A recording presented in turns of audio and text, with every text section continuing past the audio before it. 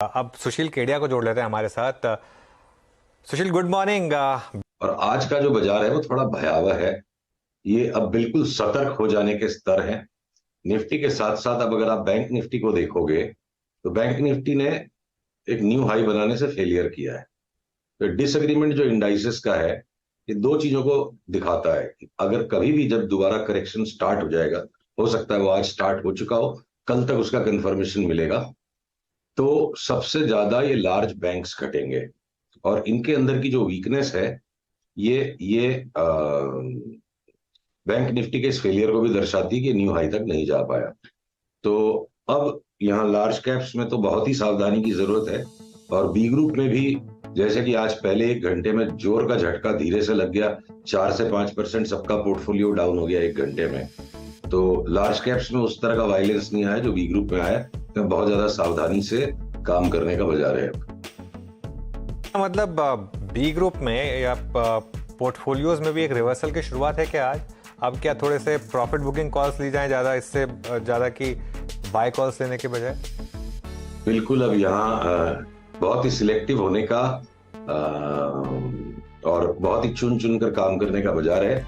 रोज ये ले लो वो ले लो, रोज 3%, 2%, 4% जो तूफान सा मचा हुआ था, आज उस तूफान ने एक झटका दिया है। तो सबको सावधान होने की और बहुत सिलेक्टिव होने की जरूरत है। सबसे ज़्यादा कॉशियस आप इस समय कह रहे हैं बैंक्स में हो जाएं, लार्ज स्टॉक्स में? सॉरी अनुज। सबसे ज़्यादा कॉशियस आप इस समय बैंक्स में, फिर लार्ज स्टॉक्स में? बिल्कुल, interest rate sensitive banks, autos, और साथ ही देखिए आईटी में भी। अभी आज आईटी ने कमजोरी नहीं दिखाई, पर अगर मैं आपको ये इन्फोसिस की चार्ट दिखाऊं, तो जब भी ये ट्रेंड रिवर्सल अगर मार्केट का यहां से कंफर्म हो जाता है, जो मुझे लगता है होगा, तो इन्फोसिस की चार्ट ने जो पूरा गैप डाउन करने के बाद जिस तरह से रिट्रेसमेंट बैक किया है, कि कभी भी इसमें जब रिवर्सल आ गया तो मुझे इन्फोसिस में एक नया लो आते दिखता है। 30% तक की अगर नीचे जगह है, इंडेक्स भले 8-10% घटे, पर लार्ज कैप आईटी में कोफोर्ज, इन्फोसिस, टीसीएस, इनमें 20 से 30% तक की अगर नीचे जगह है, तो बड़ा करेक्शन भी बन सकता है।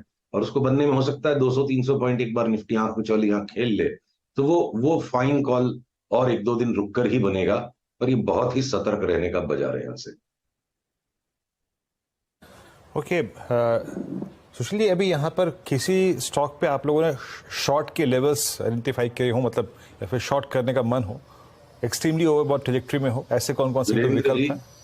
वीरेंद्र जी, मैं इतना स्पष्ट कहता हूं कि यहाँ कहीं कोई कंफ्यूजन का जगह ही नहीं है। मैं कह रहा हूँ एक दो दिन और रुकिए। आज एक झटके के ऊपर में आप एकदम से इंपल्सिव डिसीजन नहीं ले सकते, पर जब वो लेवल्स टूटना शुरू होंगे तो वो लेवल्स बनेंगे, तब उन पर डिस्कशन करेंगे। अभी तो आपको मानसिक तैयारी करनी है। इन्फोसिस, टीसीएस, कोफोर्ज, आप सारे बैंक्स के अंदर में भी शॉर्ट सेलिंग बना सकते हैं, तो बनेंगे वो लेवल्स, तब डिस्कस करेंगे हम उनको। अच्छा, एक दो स्टॉक्स पे आपका व्यू जो कि बहुत चले इस दौर में, पिछले 3 महीने में डोमिनेट किया, उन पे आपका व्यू क्या है? मान लीजिए आरईसी पीएफसी जिसके पास था, अच्छा पैसा बना, अब क्या अप्रोच होनी चाहिए लेवल्स पे आपके मुताबिक? Take profit and get out. पैसा लो और निकलो यहां से। Okay, take profit and get out. बल्कि इनको भी हम सिलेक्टिवली शॉर्ट सेलिंग की लिस्ट में इंक्लूड करेंगे। आज का दिन देखते हैं कहां तक बंद आता है। एकदम से हड़बड़ाना नहीं चाहिए, करीब करीब हम हैं उस पॉइंट पर ट्रोल्स को ध्यान में रखते हुए और श्योर हो जाए कल सवेरे तक। कल सवेरे से शॉर्टिंग शुरू करेंगे, तो उसमें ये पीएसयूज में भी जिस तरह का मैडनिंग रन अप आया है, सब में लास्ट 2 दिन में ग्रेवस्टोन दोजी बन गया, आज डार्क कैंडल बन गया है। तो अब ये कैंडिडेट्स बन जाएंगे कल से किसी भी रिबाउंड में शॉर्ट सेल करने के। ओके, अच्छा, 2-3 कॉल्स जो आपकी अच्छी चली, उसमें अब एक फॉलोअप हो जाए, जैसे फॉर एग्जांपल बीएससी हो गया या सारेगामा हो गया या एनडीटीवी हो गया, यहाँ भी प्रॉफिट बुकिंग की एडवाइस है या अभी भी इन शेयरों में आपका व्यू पॉजिटिव ही है?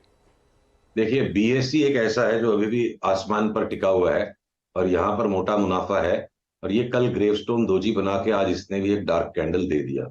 तो अब यहाँ पर जिनकी ट्रेडिंग पोर्शंस हैं बुक्स में, बीएससी की जितनी पोजीशन आपकी ट्रेडिंग पोजीशन है, उसको आप ये देखिए, इस तरह को आप स्टॉप लॉस बना लीजिए।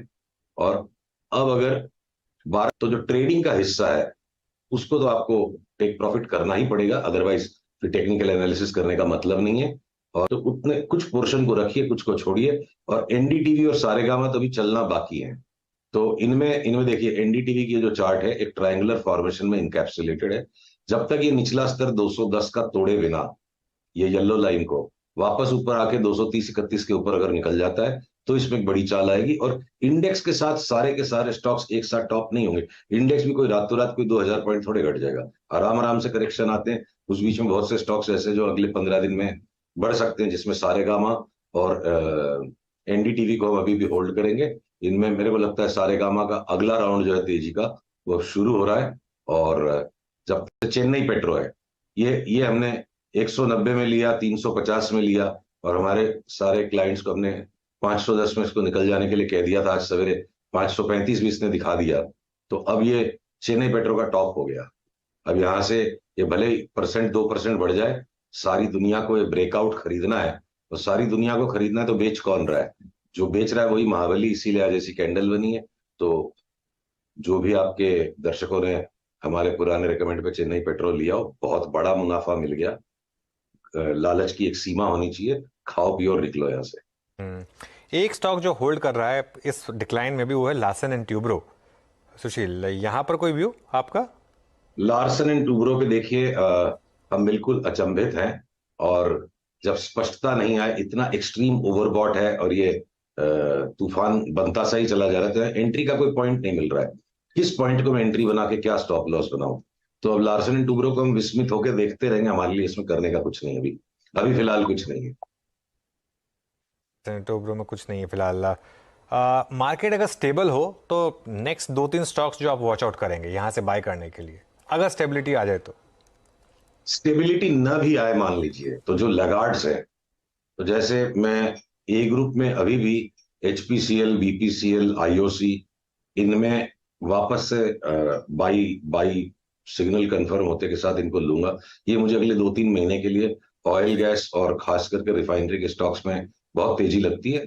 चेन्नई पेट्रो ने थोड़ा ज्यादा एक्सेसिव मूव दे दिया। और ए ग्रुप में ऑयल एंड गैस स्टॉक्स के अलावा जो मीडिया सेक्टर में एनडीटीवी, सारेगामा, या स्मॉलर फार्मा में जैसे कोबरान ने आज बड़ा करेक्शन दे दिया तो नीचे ग्रैब है। या इंडिया बुल्स रियल्टी एकदम तलहटी तक चला गया था और अब इसका भविष्य बदल रहा है, ओनरशिप बदल रही है, एनसीएलटी में मामला पेंडिंग है। वैल्यूएशन के तर्ज पे आप देखो तो Bombay based real estate companies में ये चीपेस्ट स्टॉक है। तो आप सब कुछ तो जीरो करके बैंक में कैश तो पार्क नहीं करोगे, कोई नहीं करेगा। तो हम इन स्टॉक्स में बने रहेंगे और ट्रेडिंग अपनी जगह पे। ओके सुशील, बहुत बहुत शुक्रिया आज हमारे साथ जुड़ने के लिए।